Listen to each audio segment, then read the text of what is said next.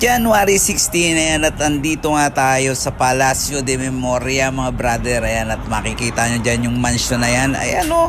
At sa hindi nakakalam, dito nga ginagawa yung ibang eksena ng Batang Quiapo. At ito nga yung mansion ni Don Ramon, mga brother. Ayan, at makikita nyo yan yung mga eroplano na yan. Ewan ko kanino yan. At dito nga kami sa setup, mga brother. Good morning, mga brother. Ayun. Oh, good morning. Ano ba ngayon? January 16? 17? 16? Hindi ko alam. To make the video short, mga brother, pagkababa nga namin ng gamit sa truck, ayan, at dire-diretso na kami nag-setup, ayan, at dyan nga kami mismo magsisetup, mga brother, sa labas ng mansion ni Don Ramon. Ayan, garden wedding nga to, mga brother, outdoor setup. Ayan, wag lang sana kami ulanin, buti na lang hindi kami inulan. Ayan, at makikita nyo nga sa paligid yung malalaking eroplanong yan, mga brother. Dyan nga kami nag-tech boot, mga brother, ayan o, sa ilalim ng pakpak ng isang eroplanong yan, mga brother, makikita nyo, ayan.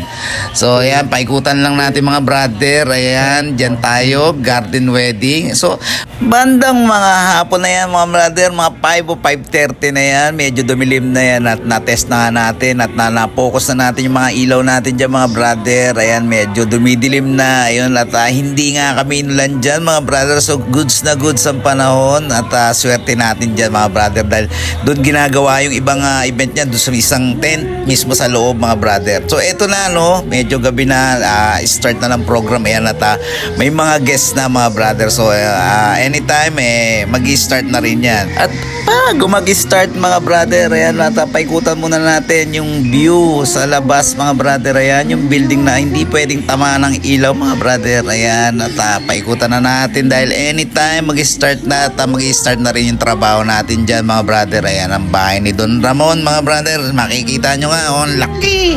At eto na nga, to make the video short na naman uli, mga brother, party na, mga brother. Ayan, at maaga nga tayong natapos dyan kasi hanggang alas 10 lang sila dyan, mga brother. Tapos magpa-party sila sa loob mismo ng bahay ni Don Ramon, mga brother.